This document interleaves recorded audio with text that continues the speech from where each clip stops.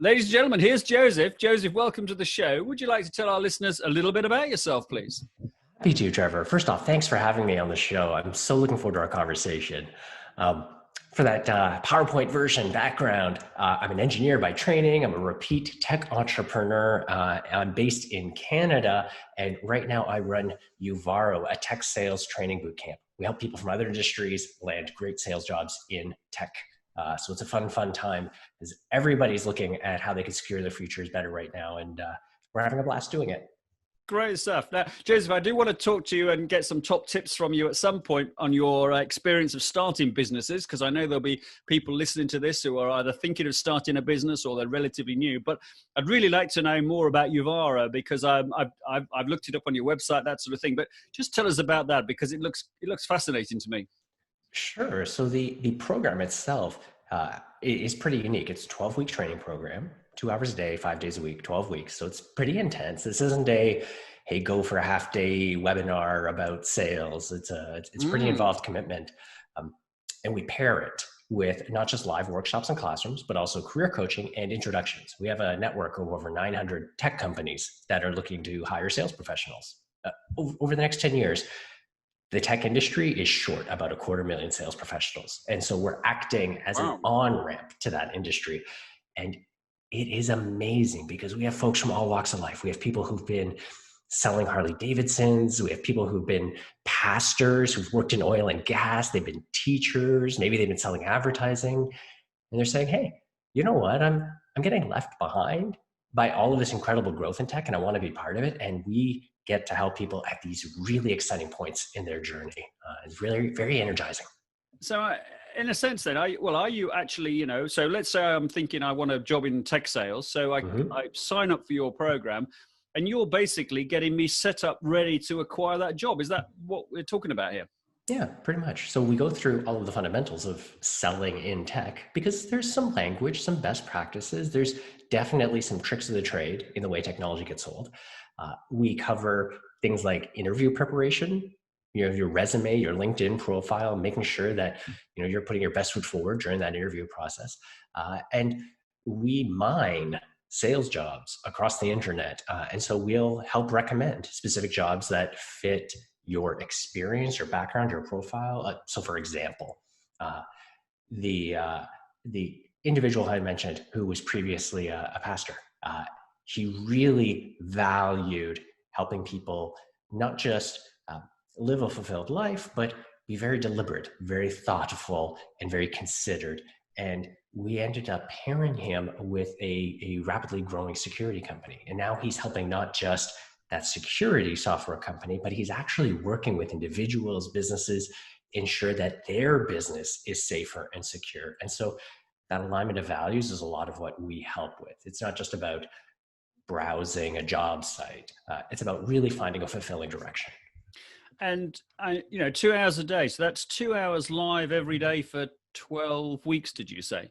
That's right. Yes. Yeah. So if I'm doing another job at this right now, then I've got to kind of make sure I work that, especially if it's live, presumably, I've got to kind of work that around me as well. It is. It's a big commitment, but we run classes at 3 different times a day. Okay. And so we have some students who aren't working, and so they'll grab a midday class. We have classes in the evening, also classes early on. Our earliest class starts at 9 a.m. my time, but folks in different time zones will often be picking it up. Yeah. One of our grads who we hired, he was joining the classes at 6 a.m.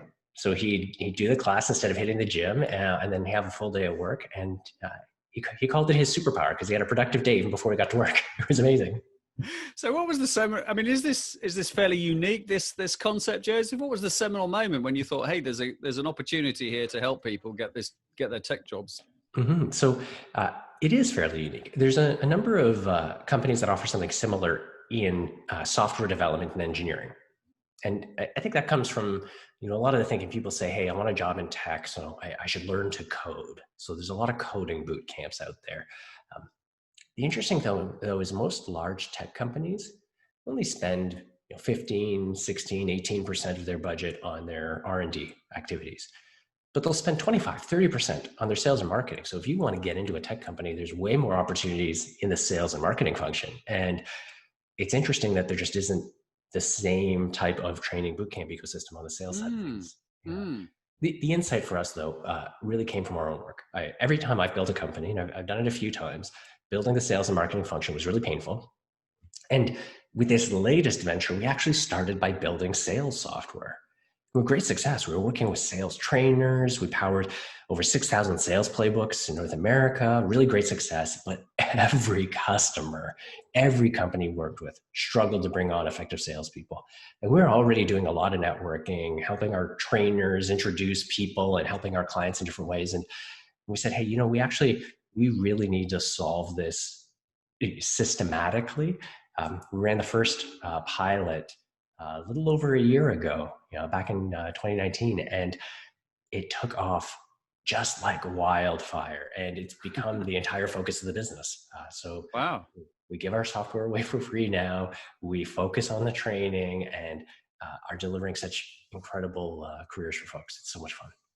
Now, from the research I've done, I think you've got a relatively unique model for the way people, reward you for the success that you deliver through the course. So would you like to just explain how that works?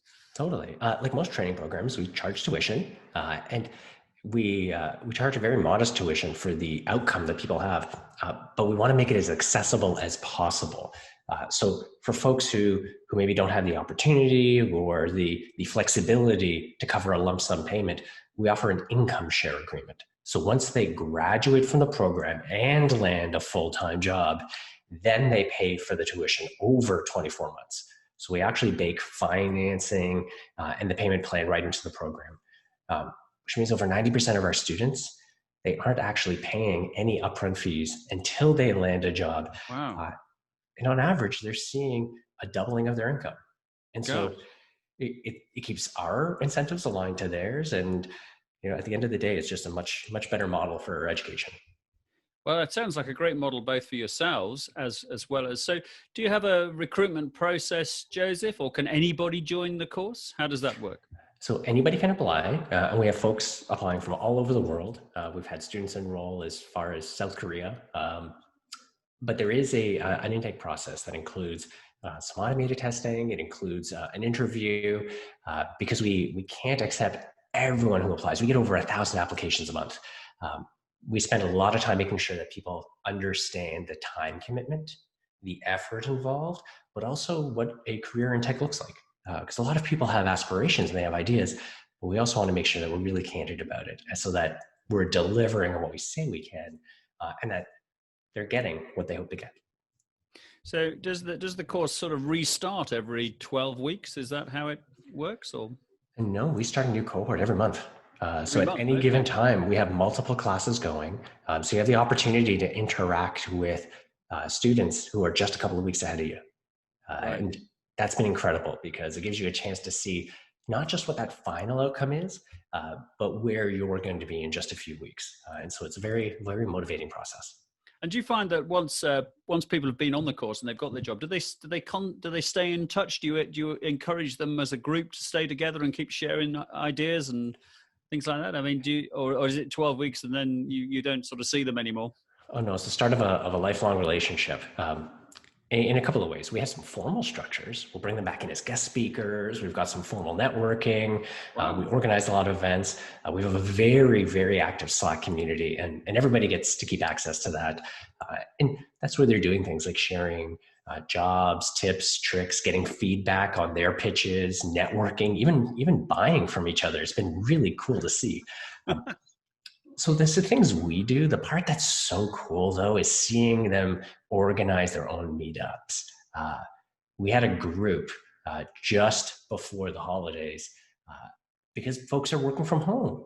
And I mean, everybody was told that they weren't able to get together with families. And so we actually had a group of students who organized a cold calling session on Christmas Eve because they wanted to get together. And it's incredible, like that organic get together. I mean, wow, huge kudos to them. I think if we tried to do something deliberately, it never would have happened, but they actually pulled it together themselves. So it's been really a delight seeing that community evolve. And I was going to say, I can imagine that one of the great rewards for yourself and your colleagues is seeing people who go through your program and then just take off. and incredibly, and are so sort of transformed almost by the. So a good example of that, we had one of our students. She was a newcomer to Canada. She'd been in the country for a couple of months, was having a lot of trouble finding a role, and she was super accomplished. She was not only a licensed professional in the Philippines working on foreign exchange trading, but on the side, she was a power lifter. She competed internationally in heavy lifting, and she comes to North America. And every time she'd interview with people, because she didn't have local experience or experience in tech, people would recommend things like a job at a fast food restaurant or housekeeping or something like that. It was just terrible. She enrolled in our program, and before she even graduated, week 10, landed a role at this amazing software company. And within a couple of weeks was offered a promotion. And just seeing her flourish. And the reality is all we did was we opened some doors, we shared some information. It was her tenacity and her drive that helped her realize that potential. And that's so awesome. You get to see people really bloom. And do you find, Joseph, do you get career salespeople coming on the program as well who have reached a point where they're not progressing and they want to move into the tech world, and they just think, are they coming along as well? It's a little bit less. I wouldn't say it's not progressing. Usually there's been a disruptive event. Right. So absolutely, yes. We've had folks who've been selling advertising, who've been selling media, who've been selling publishing. And we do get a lot of folks who maybe their company is downsizing or they're just reading the tea leaves and saying, this is not where I want to be for the next 10 years. And they're looking to get into tech. And usually it gets to the point where they've already applied to a number of companies and they just haven't received the interviews. They haven't received the callback. So they did the interviews and they haven't proceeded, and they've recognized there's something interfering with their ability to move forward. And that's usually where we can really, really help out, because we're opening new doors. We're giving them the language, the acumen. When you're coming from a different industry, there's different assumptions about how the world works. And depending on the interview, that can sometimes work against you. And so we help set you up for success. Cool. Now, anybody listening to this podcast, Joseph, thinking, hey, I need to know more about this. I'm keen to get involved. So how do they go about sort of making their application to you? Oh, for sure. The easiest way is right on our website. There's a big red Apply Now button in the top right corner. I can see it now. I've got your website on my other screen. There we go. I can see it. It does stand out. Easy. Yeah, you can't miss that. But they can find that at Uvaro, UVARO.com. But yeah, we're always happy to have a conversation and to help people realize their potential. Great stuff. Well, I'll put all that in the show notes anyway. Now, let's talk. While I've got you on the show, let's tap some more of your experience for our listeners. So, you've set up several businesses. You've sold them on and things like that. So, if you were giving advice now, which I'm going to ask you to do right now, actually, so it is now, to someone listening to this who's either thinking of setting up a new business or is actually in the early days of a new business, are there any top things that you've learned you can pass on to them to help them succeed? Absolutely. It's always so hard to cherry pick because there's so many things that kind of sit in the back of the head. But one that I think has helped me out and I've used in multiple businesses is a very simple customer development framework. I mean, at the end of the day, you start a business because you want to solve a problem. You see it yourself, you want to fix it, you want to drive it, but that's your view of the problem. Ultimately, you need to make sure customers are willing to pay for that solution as well. And so I've used a 3-question framework repeatedly. That's been really helpful. I'll find a list of potential customers. And I've looked up, when selling to small businesses, I went through the yellow pages. When selling to software companies, I went to software associations. But you get a list of 20, 30 customers, and then you ask them if you can have a quick conversation with them. And during that conversation, you go over 3 key questions. The first one is, do I have the right understanding of the problem? To say, hey, I think you're experiencing this. I think you see this problem. This is how I understand it. Do I have the right understanding? And either they're going to say yes, they'll help clarify your understanding. The second thing is you say, hey, this is my solution. This is what I'm hoping to solve. Maybe if I'm selling software, this is an image, a mock-up of it. If I've got a widget, it's like, here's a prototype of the device. Or maybe I'm just describing it conceptually. The second question is, do I have the right understanding of the solution? And they're going to come back and they'll say, absolutely, I want that. Or they'll say, I would have done it this way, or I would have done it that way. And that helps you make sure you have the right solution. And the third question that's super, super important is, if I had this to sell you right now, how much would you pay for it? And that's going to tell you both, how do they think about the pricing? Do they say, $100 per employee per month? Oh, they're thinking subscription. Or do they think $10,000? Oh, okay, it's a one-time purchase. And more importantly, that gives you the bottom for where you need to price, because you're always going to be wrong about pricing. And people say $1. And the reality is, when you have the real solution, there's always the opportunity to charge more. So doing that, you interview, by the time you get to 6, 7 people, you're going to see some patterns, and guarantee you there will be things in your original business idea that you were wrong about. And this shortcuts so much of the development cycle. I love that question about the price in particular, because my experience here in the UK of working with some startup businesses is that they tend to underprice themselves, because they think no one's ever going to pay that, because they're thinking they would be the customer. And of course, they're not the customer. So that's a really cracking question, I think. 100%. And I've seen people get it completely wrong too. They think they're going to price their product on a per user, or like a per page, or a per click, or a per widget. And the customer wants to pay in an entirely different way, because maybe they see much more value, or they're thinking about it as, oh, wow, this could save me 2 employees. That's worth, that's worth 50,000 pounds together. And understanding that value is so, so crucial. Yeah. Yeah. And you've started quite a few businesses, I think, haven't you? Mm-hmm. So this would be business number 5. Number 5. Okay. Yeah. Great stuff. Great stuff. So Joseph, this is all really great stuff. So I really appreciate you coming on the podcast. Now, what I tend to do is I always try and extract from my guests, because this is the, better presentations, more sales. So, so in terms of the way you've seen people do presentations that will help them get sales, the way you see people do sales pitches, are there any couple of things that stand out for you that you would you think people ought to do well at, or do better at, maybe?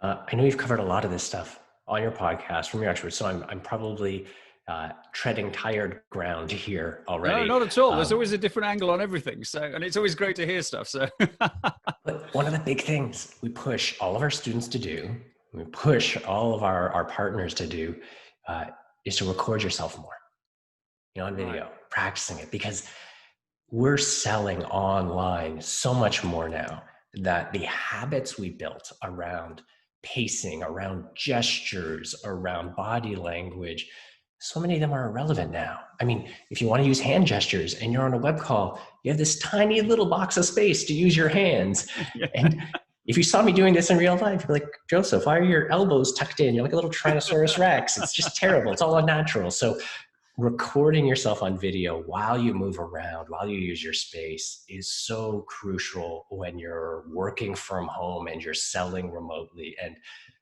it's terrible. We all hate looking at videos of ourselves and hearing our voices recorded.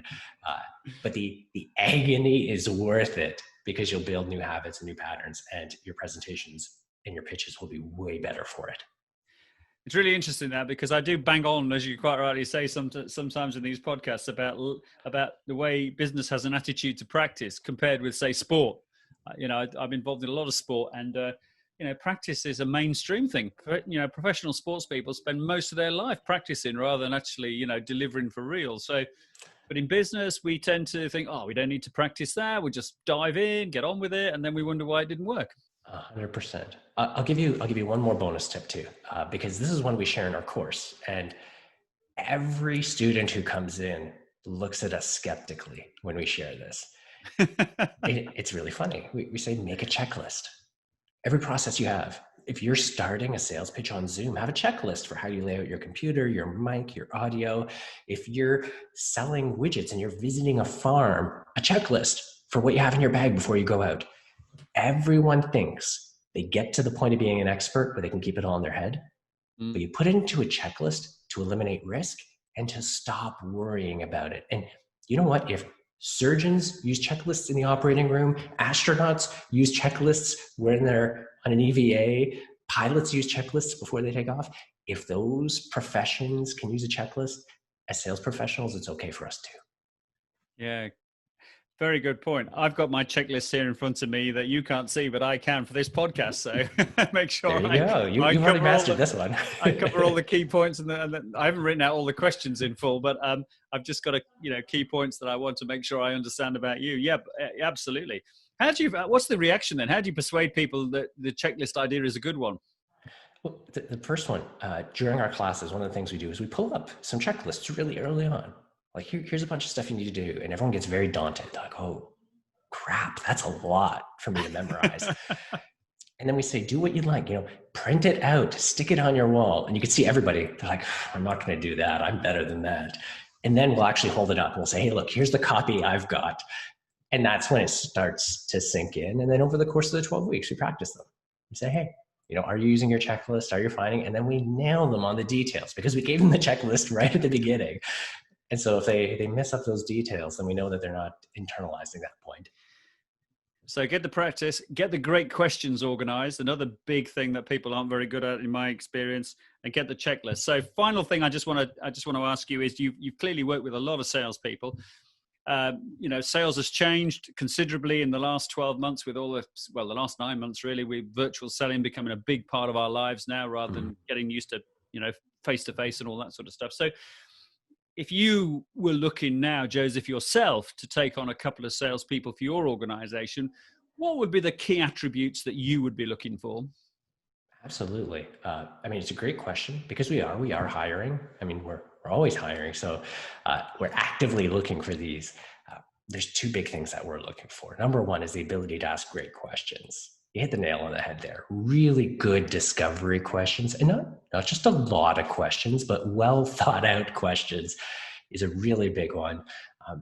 The second thing that we look for is an aptitude to tell stories, because storytelling, I don't mean rambling ones, and I don't mean, hey, here's more about me, but how do you talk about customers in succinct, compelling ways is also something we specifically look for. Great stuff. Fantastic. Joseph, it's been an absolute pleasure to have you on the podcast at the start of 2021. So really pleased, this will be a great episode to get things moving for the new year ahead of us.